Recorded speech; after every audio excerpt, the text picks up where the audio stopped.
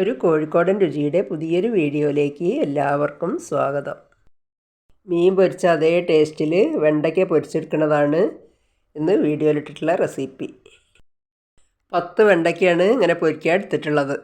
അത് നല്ലോണം കഴുകിയതിന് ശേഷം അതിൻ്റെ രണ്ടറ്റവും മുറിച്ച് കളഞ്ഞിട്ട് ഇതുപോലെ എടുത്തിട്ടുണ്ട്. ഇനി ഈ വെണ്ടയ്ക്കേൻ്റെ രണ്ടറ്റവും വിട്ട് പോവാത്ത വിധത്തിൽ നടുവൊന്നിങ്ങനെ ചീന്തിയെടുക്കുക. എല്ലാ വെണ്ടയ്ക്കും ഇതേപോലെ ഒന്ന് ചീന്തിയെടുത്തിട്ടുണ്ട്. ഇനി ഈ വെണ്ടയ്ക്കയിൽ തേച്ച് പിടിപ്പിക്കാനുള്ളൊരു കൂട്ട് തയ്യാറാക്കണം. അതിനൊരു പാത്രം എടുത്തിട്ടുണ്ട്. അതിലേക്ക് 2 ടേബിൾ സ്പൂണ് കടലപ്പൊടി ഇട്ട് കൊടുക്കുന്നത്, 1 ടേബിൾ സ്പൂണ് അരിപ്പൊടി, 1 ടീസ്പൂണ് മുളക് പൊടി ഇട്ട് കൊടുക്കുക, 1/4 ടീസ്പൂണ് മഞ്ഞൾപ്പൊടി ഇട്ട് കൊടുക്കുക,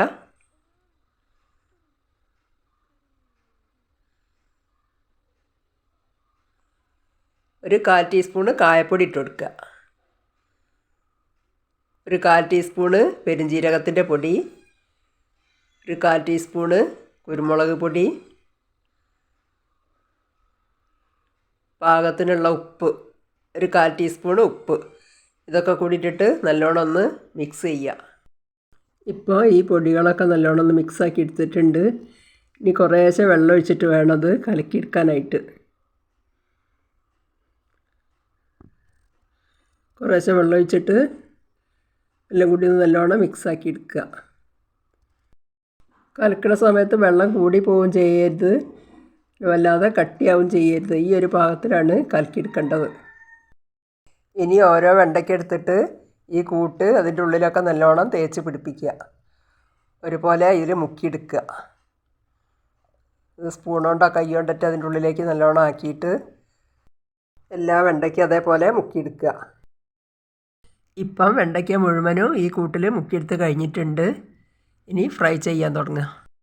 അതിനൊരു ചീനച്ചട്ടി അടുപ്പത്ത് വെച്ചിട്ട് കുറച്ച് ഓയിൽ ഒഴിച്ചെടുത്തിട്ടുണ്ട്. അതിപ്പം നല്ലോണം ചൂടായി വന്നിട്ടുണ്ട്. ഇനി ഓരോരോ വെണ്ടയ്ക്ക അതിലിങ്ങനെ നിരത്തി കൊടുക്കുക.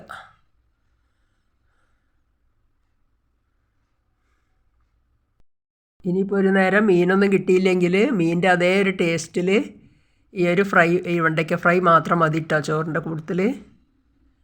നല്ല ടേസ്റ്റാണ്. ഇപ്പോൾ ഈ എണ്ണയിൽ ഞാൻ 6 വെണ്ടയ്ക്ക ഇട്ട് കൊടുത്തിട്ടുണ്ട്. ഇനി അത് ഒരു ഭാഗം നല്ലോണം ഒന്ന് മൂക്കട്ടെ.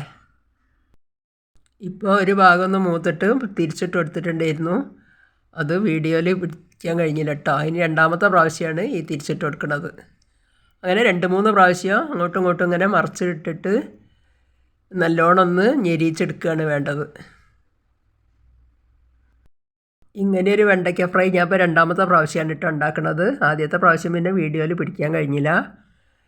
അപ്പോൾ ഇത് ഞാൻ ഇങ്ങനെ ചെയ്യുമ്പോൾ വീഡിയോയിൽ പിടിച്ചിട്ട് എല്ലാവരും ഒന്ന് കാണിക്കാൻ വിചാരിച്ചിട്ടാണ്. നല്ല ടേസ്റ്റാണ് കേട്ടോ ഇത് ചോറിൻ്റെ കൂടെ കഴിക്കാനായിട്ട്.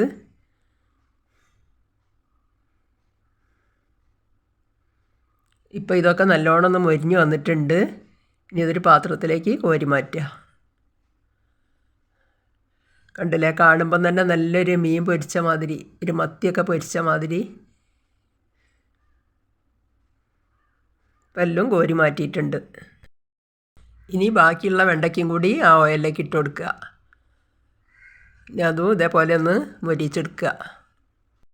അങ്ങനെ മീനിൻ്റെ രുചിയോട് കൂടിയിട്ടുള്ളൊരു വെണ്ടയ്ക്ക ഫ്രൈ ഇവിടെ റെഡി ആയിട്ടുണ്ട്. ഇതൊരു പാത്രത്തിലേക്ക് മാറ്റിയിട്ടുണ്ട്. ഇനി വെണ്ടയ്ക്ക വാങ്ങുന്ന സമയത്ത് ഇതുപോലെ ഒരു ഫ്രൈ എല്ലാവരും ഒന്ന് ഉണ്ടാക്കി നോക്കൊണ്ടു. ഇതിൻ്റെ രുചി അറിഞ്ഞിക്കുകയാണെങ്കിൽ പിന്നെയും ഉണ്ടാക്കാൻ തോന്നും കേട്ടോ. ഇനി ഈ വീഡിയോ ഇഷ്ടപ്പെടുകയാണെങ്കിൽ ലൈക്ക്, ഷെയർ, സബ്സ്ക്രൈബ് ഒന്നും ചെയ്യാൻ മറന്നു പോകരുതേ. കമൻറ്റും എഴുതി അറിയിക്കണേ.